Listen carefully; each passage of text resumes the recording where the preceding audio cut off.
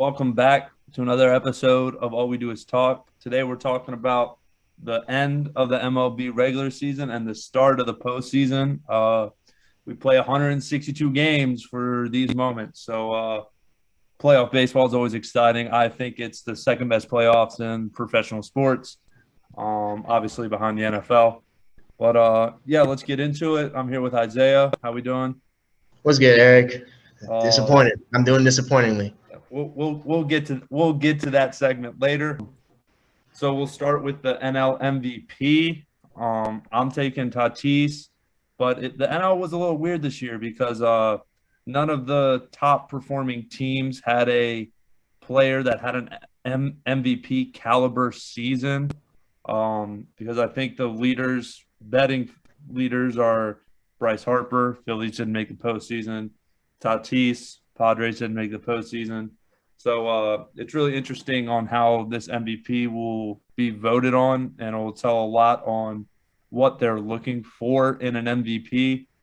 Um, but I think Tatis, I mean, he's got the numbers back it up. If he didn't get injured, he'd be by far the he would be the runaway MVP. So yeah, who do you got? So what I'm looking at here has Bryce Harper as the favorite, but I'm just gonna go ahead and pick Fernando Tatis. I think has he won it? I mean, he hasn't won an MVP yet. No. This will be his coming of age MVP season, and luckily for him, and like the other guy we're gonna talk about this year in the award for the MVP, it's gonna go to guys that are chilling on the couch like me and you watching the playoffs. So that's kind of why baseball's biggest problem is that the game is so team oriented and so traditional at sometimes that they're not marketing stars because they don't have Tatis should be playing in the playoffs for the type of team he's on, and that's why you saw that their manager lost his job today. So Yeah, tough, but yeah, I mean, like, nice consolation prize. yeah, I mean Tatis still played 130 games even with his injuries, 42 home runs, uh that at a 282, OBP of 364, slugging of 611. So those are definitely MVP type numbers. So nothing to slouch at. Here, let me look up Bryce Harper's numbers. While you look at what do you feel about how do you feel about some of the LA guys like a Trey Turner? He actually had a hellacious run to the MVP. I would say these past couple months. He was pretty good for LA. I mean, yeah, I mean, I just think it's tough to give it to a guy on a team that good. Obviously, like it's tough to also when he's traded away and he switches teams, so it's kind of hard to give it to someone like that. But Bryce Harper's numbers, 309 batting average, OBP of four. That's really good. Yeah, OBP of 429, slugging up to 615, and his OPS was a 1.044, which is if you have a one dot, that's elite. Probably Um, one of his best seasons since yeah, like the early years. yeah, 35 home runs, but I mean, when it came down to the stretch, they needed that Brave series at the end of the year, and he went 0 for 11 with a walk in that entire series. So, We know he's not clutch. He's never been clutch. so when it was time, No I think that disrespect to really hurts him. his MVP discussion when it comes down to the Brave series. You're down a game and a half. You got 3 games with them, and you hurt your team instead of helping them. You're only on base once, and you walk. You don't even get a hit. So I think that really hurts his chances. So I'm surprised he's actually the favorite. So let's move on to the AL MVP, which I think is runaway, but you can make an argument for Vladimir Guerrero, but I think you have to take Shohei Ohtani. This is the first person since the myth of Babe Ruth, of someone who can hit and pitch. Um, and with his ERA being in the low threes, I mean, he actually had a winning record. Like the Angels won games when he was on the mound. It's not like he was like, excuse me, he's a primary hitter and he can pitch a little bit. No, this dude can pitch. Like this dude got it. But yeah, I think it's a runaway. But Vladimir Guerrero beat him in the home run chase.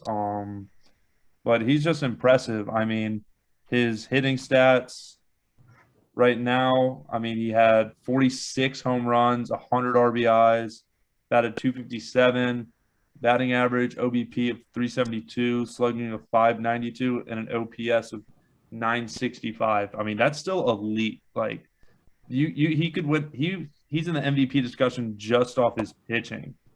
I'm trying to get to his pitching stats. But while you look for that, I agree that while we did see Vlad was making that comeback late in the season, I did think that Vlad would have to carry his team to like the playoffs. But I thought Toronto was going to make it into the playoffs. Than me.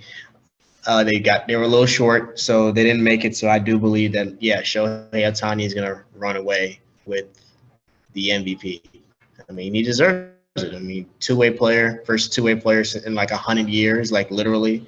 International superstar, so good for expanding the game to across the world, globalizing it and stuff like that. But Shohei Ohtani, Vlad, you had a great year. You're also younger, so you have more chances to come back, and your team's only getting better. If they bring back a couple of those pitchers that you're probably going to lose or find someone to replace them, you'll be good. But Vlad has his time. Today it's going to be Shohei. Way to recover from that Tommy John surgery, and good season for him.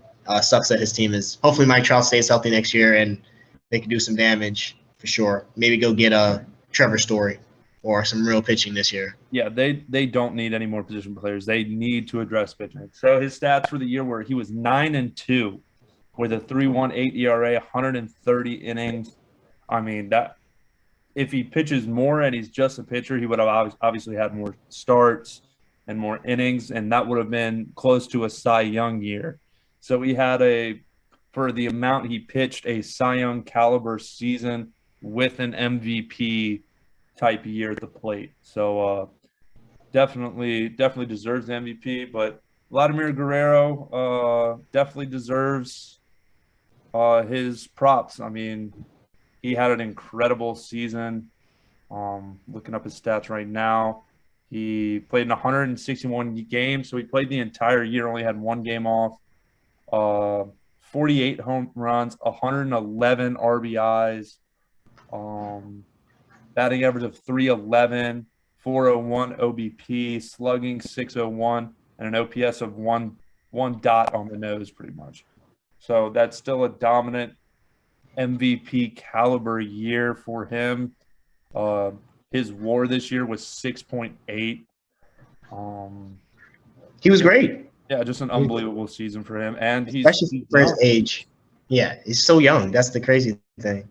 Yeah, so he's going to have plenty more opportunities to win the MVP, but this year, like, you just have to give it to Shohei for what he did, because you don't know if he's going to be able to put the pitching and hitting like he did combined into one season. So I think you have to give it to him. So moving on to the NL Cy Young. I think this one's in the bag and is going to create an argument for Max Scherzer to become one of the greatest pitchers of all time. Definitely one of the best pitchers in our generation for sure. If he wins this MVP, I mean, he's done it on Cy Young's on 3 different teams. He's already done it in both leagues, in the AL and the NL. And since he's been with the Dodgers, he's just been flat out dominant. I mean, he has like a 1-something ERA. But like there's arguments for other players for sure. Like Zach Wheeler fell off earlier, Walker Buehler, Corbin Burns from the Brewers. But I definitely think this is like Max Scherzer's award to lose for sure. You're going to go with Scherzer, so you're switching up on Burns? Because I think that's what you predicted the last time. Yeah. And that's what I'm saying is it's close. It's a close race in the NL based on the book I'm looking at right now. They've got Burns by a hair. But I was going with Scherzer, and I actually agree with you that I think Scherzer will win the Cy Young this year. I think he deserves it. He's done it on 2 different teams, being pretty productive. He had no problems with the the sticky substance situation earlier. And it's Max Scherzer. He's a classic dog of a pitcher. Hopefully, we get to see more of him in the playoffs. He's currently playing tonight in that one-game wild card, but we know he's a great postseason pitcher, especially coming off of what he did for Washington a few years ago and what he's done for Detroit all those years back. But yeah, he'd be my pick. I agree with you, Scherzer, and he's got the name. He's got the name value. Yeah, I mean, 15-4 this year with a 2.46 ERA. That's dominance, and I think it's in the ones here. Let me check his ERA as the Dodgers. ERA plus no. Where's his regular ERA? Yeah, his ERA with the Dodgers is a 1.98. So 2 ERA, which is unbelievable. He's 7-0 with the Dodgers. Just unbelievable. Honestly, 68 innings pitched with them in 7 starts, which is incredible. No, 11 starts. 11 starts. But yeah, I mean, he's the perfect blend between a power pitcher and a finesse guy. I mean, he can throw all his pitches for a strike. He can overpower you with one pitch, and then when he's on, if he's on, he's I think a top 2 and not 2 type of pitcher. It's just incredible what his career has been, especially starting with the Diamondbacks and going to the Tigers. I mean, his second half of his career has just been unbelievable. Yeah. And AL wise? I wish I could say Garrett Cole, but that's our next topic. I think Robbie Ray is going to win this. I mean, there hasn't been a obvious pick for Cy Young this year in the AL. I mean, it's between Robbie Ray, Garrett Cole, the 2 White Sox pitchers, Lance Lynn, who got hurt, so he fell off, and Rondon got hurt, so he fell off. But yeah, I think it's clear it's Robbie Ray. Yeah, what do you think? Yeah, you saying you wish you could say Garrett Cole. I'm happy that Garrett Cole won't wear it. I'm happy that Cole won't be winning this award because he doesn't deserve it. He was pretty terrible down the back end of the home stretch, and he was pretty terrible last night. So, sorry, Garrett.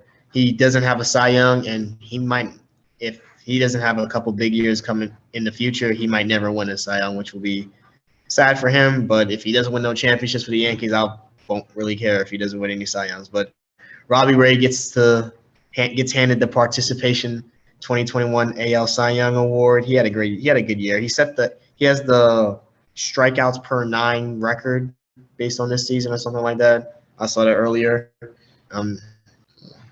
Bad year for pitching in the AL. That's what a DH can do to your conference. Yeah, I agree. But I think the MLB was talking about getting universal DH into the NL. Yeah, this is the last year of no universal DH. Next year there'll be universal DH. So we're almost there. So yeah, so let's move on. The NL wild card is happening as we speak, and as we speak, it's tied up 1-1 in the top of the 8th. So we're not going to talk about the NL just yet, but we will talk about the American League, and you're going to get some passion out of the both of us for this wild card game and the Yankees as a whole because there should be an overhaul. It's sad that Giancarlo provided last night, but his 2 best ABs were also the lowlights of the game. In the first inning, a ball the cameraman did us dirty on ESPN, making it look like it was an absolute no doubter. Just to cut back, like, oh no, not no doubter. Did you hear John Sterling's radio call of it? No, I didn't. Was he pretty? He was pretty shocked. I gotta pull it up. This is podcast worthy. It's so bad. He was at the stadium. It was so bad. Like he thought it was absolutely gone. Hold on. And there it goes. Deep left, it is high, it is far, it is gone out of the ballpark. A Stantonian home run. What did I do? What did I see wrong? He's at first base. So bad. Just like from then, I'm just like, oh no. John Sterling's at the ballpark calling his calls for a home run, and then it just goes, oh, what did I do wrong? Like, so obviously Giancarlo pimped it because he thought he had it, gets a single out of it, and then his next one that everyone thought a rocket. Don't get it twisted. He shat on that baseball, but just the awful call by Phil Nevins, the third base coach for the Yankees, sending Aaron Judge. Aaron Judge is not like a speedster. I don't know where the Yankees think that Aaron Judge is this big mammoth that can move like Brett Gardner in his prime. Like I don't understand. But that like Yankees weren't even in this game from the start. I mean, once Bogarts hit that 2-run home run in the first inning, it was over. Yeah, you knew. It was over. You knew. I mean, Garrett Cole definitely probably isn't healthy. His hamstring was probably still bugging him. But if you're getting paid over $300 million, like you're getting paid for these types of games to no excuses, no bullshit. You gotta produce. And yeah, I mean, for the Yankees, we'll move more on to the Yankees for this. I mean, the Red Sox just dominated that game. I mean, there was no Nathan Eovaldi was sensational. Was screwing with his timing all throughout the game, changing how high his leg went up, just messing with the Yankees' timing. So he was absolutely dominant. They should have kept him in, but paid out for them. So he only threw like 70-something pitches. So he might even be ready for game one against the Rays. Who knows? But moving on to like what the Yankees need to do and what they should do. Aaron Boone's contract is up. They better not bring that man back. I know he was just a puppet of Brian Cashman, but you cannot there needs to be someone in there that holds accountability. I think Aaron Boone in this streaky up and down year only had one press conference where he held a player accountable, and it was Joey Gallo's pop fly at Fenway in September. Like there's no player accountability for these ups and downs. And for how good this lineup is, there's no excuse for the streakiness of this team. It's going to be brutal watching Joey Gallo for another year as a Yankee.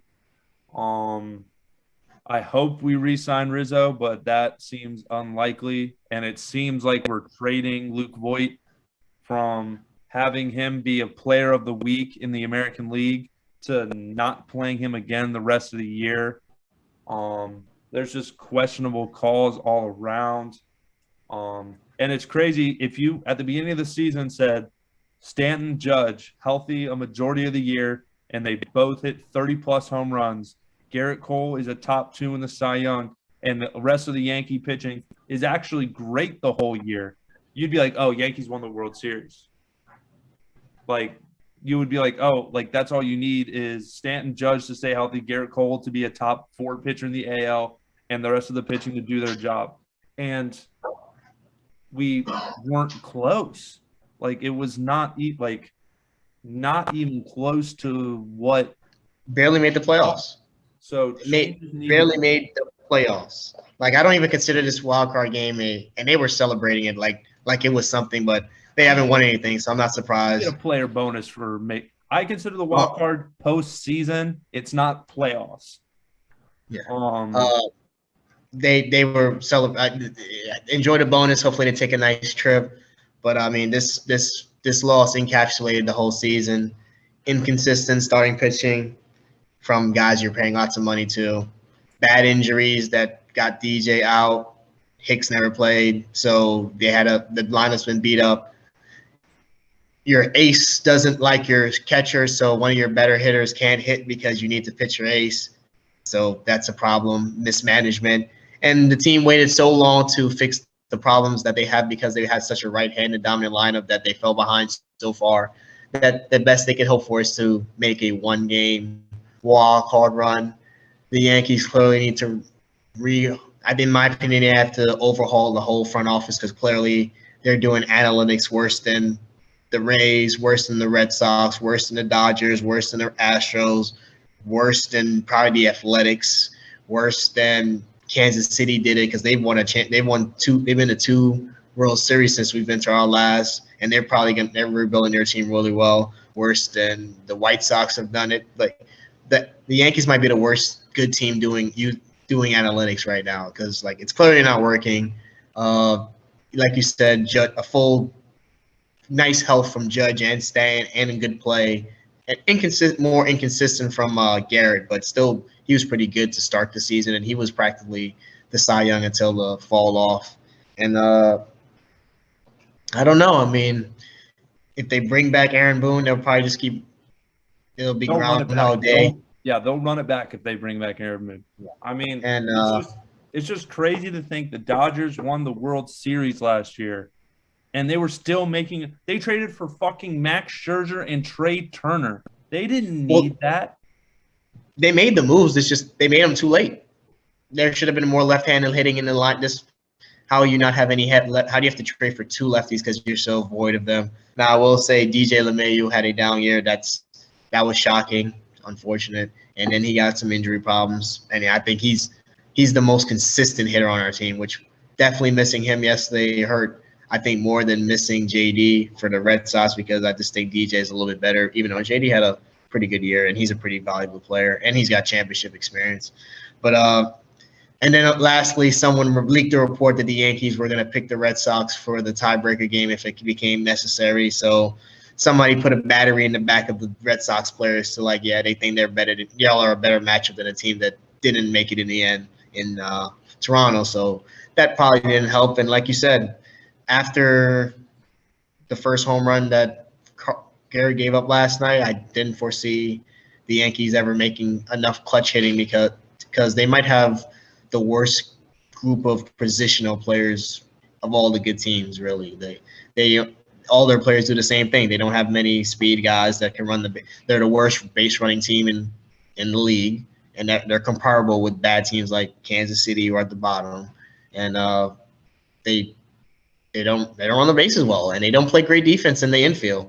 And they don't play amazing defense in the outfield. So their positional players are not good enough. The Yankees value games over others. So, if you remember, in the middle of the season, the Yankees got swept by the Tigers.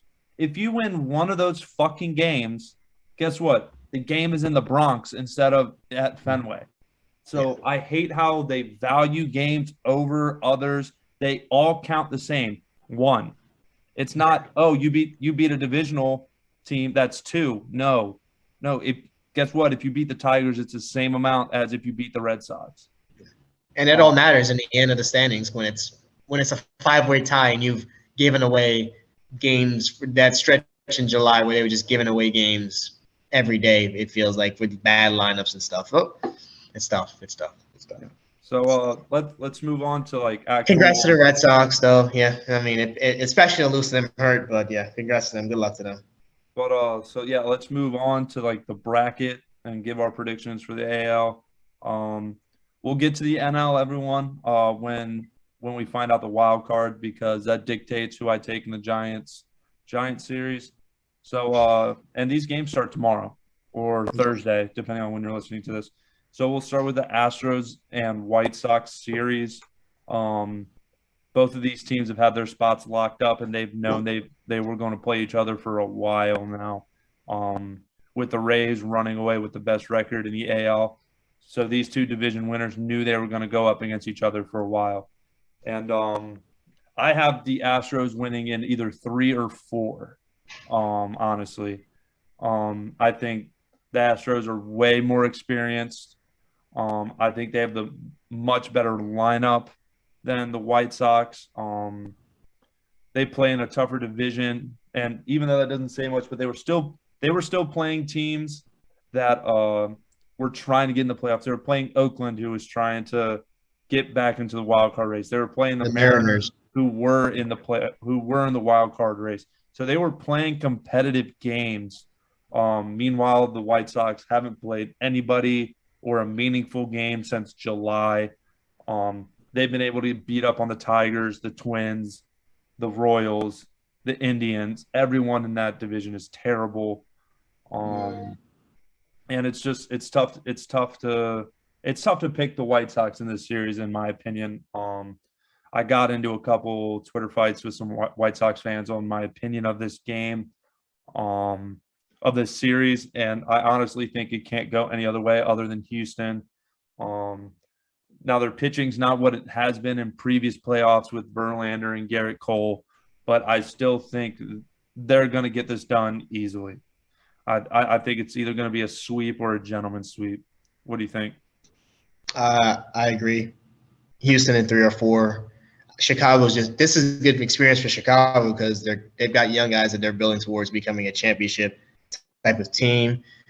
LaRusso has experience in the playoffs, so maybe if they brought him on for his playoff experience, this is what he's here for. So like if they were to win this series, he's probably gonna have to manage his ass off. But Houston is probably on their this is Houston's probably last ride. They've already lost Cole. Verlander's already been sent off to Tommy John at a very advanced age in his career, and Correa is going to be a free agent. So like this is the last ride, really. Correa is out the door. I mean, I've read articles saying they've been lowballing him all year, and he wants to get paid, so he's out the door. So yes, this is probably their last ride. So I'll take Houston. I think they'll make a nice run in the end. I think they're the favorite in my opinion in the AL.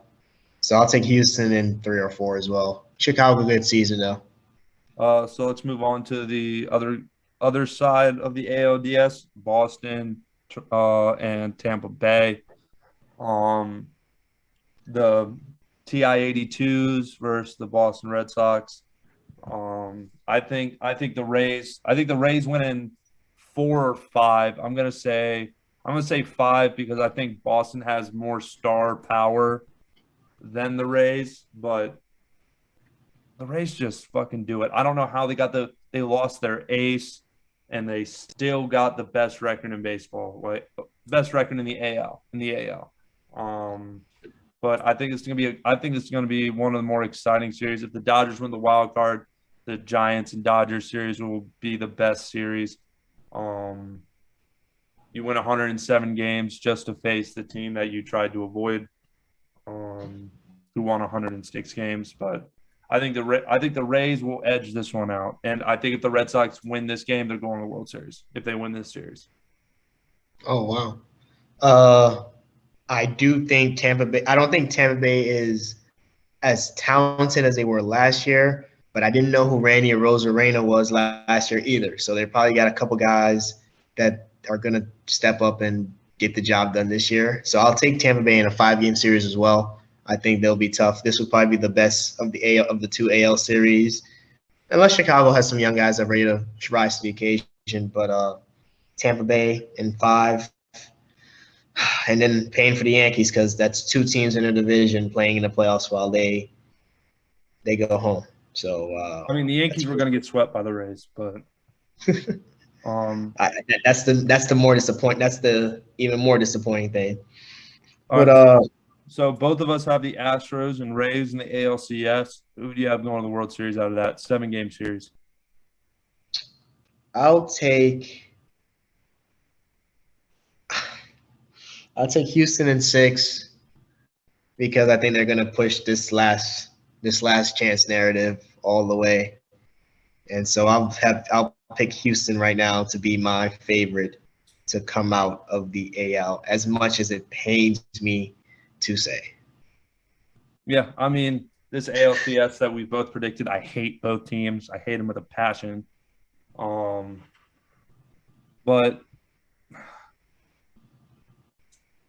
I don't believe the Rays can do it again, go to the World Series. I think this will be the series, the ALCS, where they'll be like, if we had Tyler Glasnow healthy, we would have gone to the World Series.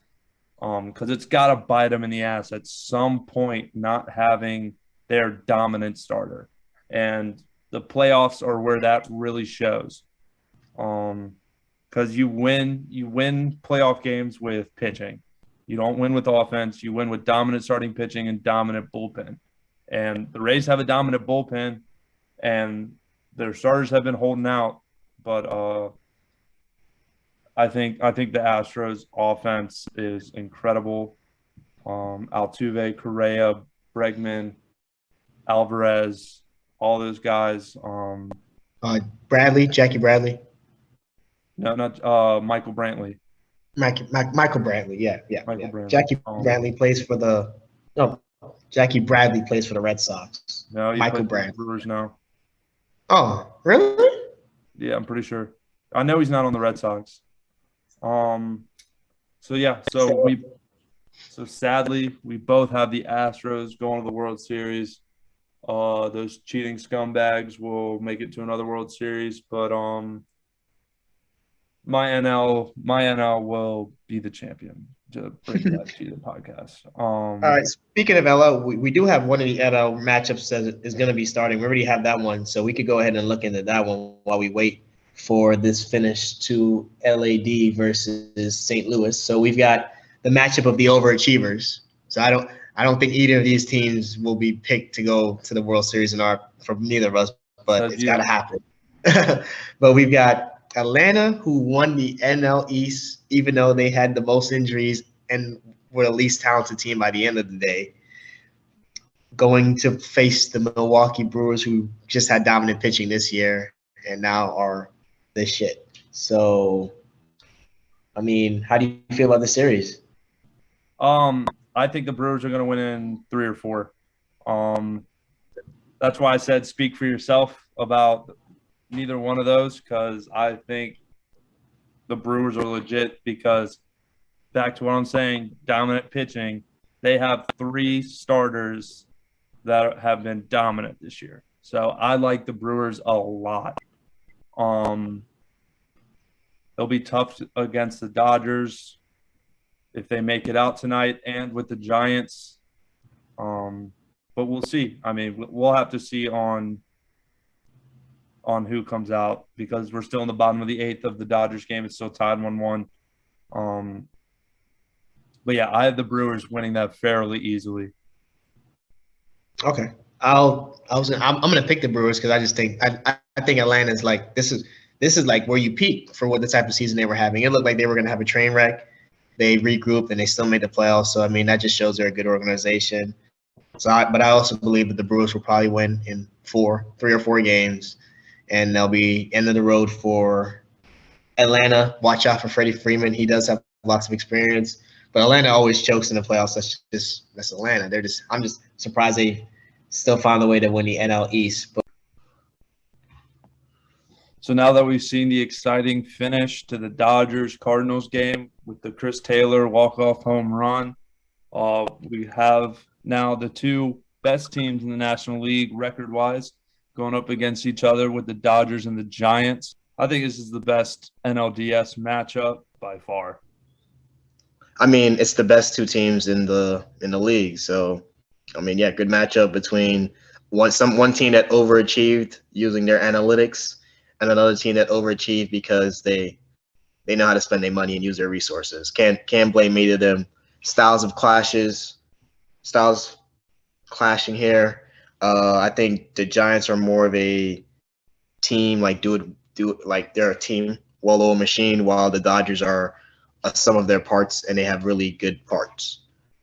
Yeah. So I'm going to take the Dodgers in 5. I think it's going to be a good series, but yeah, I just think the Dodgers are the more talented team. Obviously, they don't have Max Scherzer going game 1, but he should be back.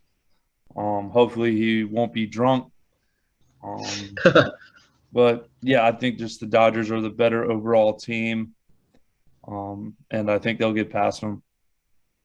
Okay, I also agree that the Giants are good enough to push the series, but I think the Dodgers are an actual championship contender.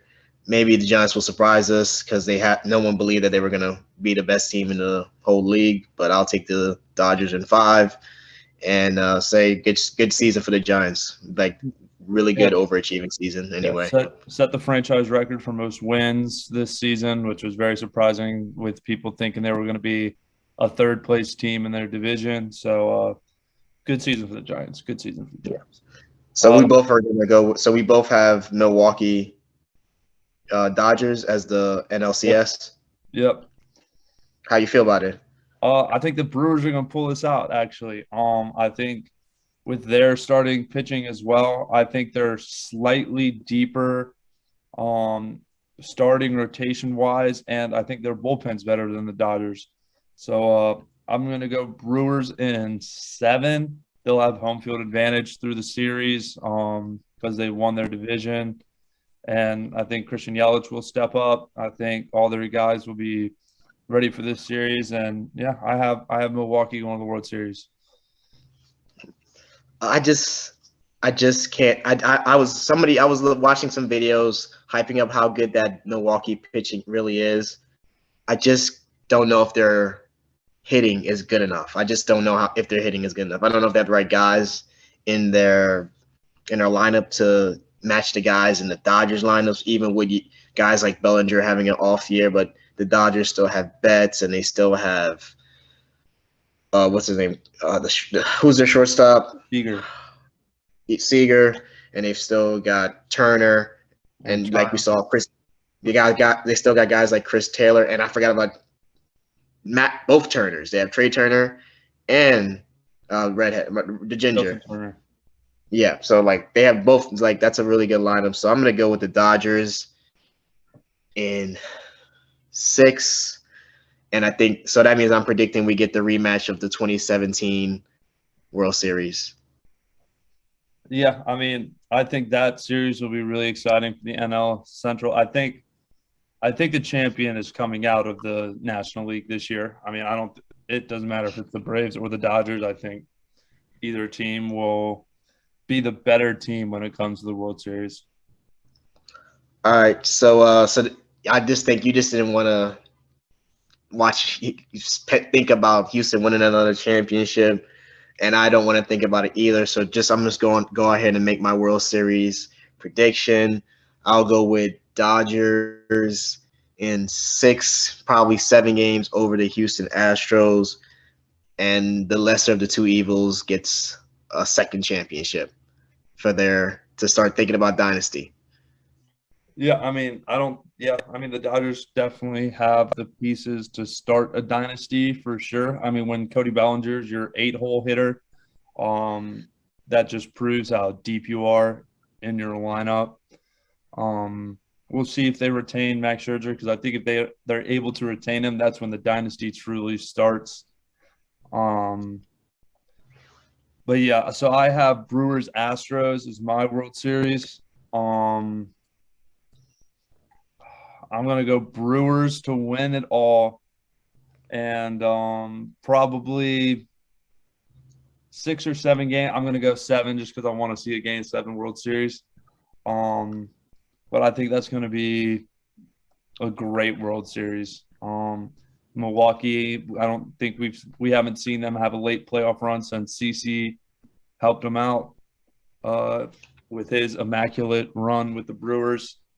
But I think it's their year. I mean, to prove that they won the division handily and had all those teams sell just proves to how good they are. And that pitching rotation, I'm banking on their pitching because obviously their offense, like the Nationals a couple years ago, just bank on that. You just hope the pitching is enough to you just got to get 1 or 2 runs. Yeah. But yeah, I hope that Milwaukee wins it because then we don't have to watch the Astros or Dodgers win it. I just think that's what we're looking like we're going to get. But it's hard. It's going to be hard playoffs to watch knowing that the Yankees had no chance of beating most of these teams. So that's going to make it hard. Anything else you want to bring up before we wrap it up? No, I mean, this should be a great playoffs. I mean, there's a lot of great teams in it. The Rays should definitely give the Astros a running in the next round if it goes how we think. But no, other than that, I mean, I think the Giants and the Dodgers one is definitely the one to watch in this first round. All right. So yeah, like, comment, subscribe. We'll be back after the World Series. We'll be consistently posting our football stuff. Share, and I'll catch you, Eric. See you, my man.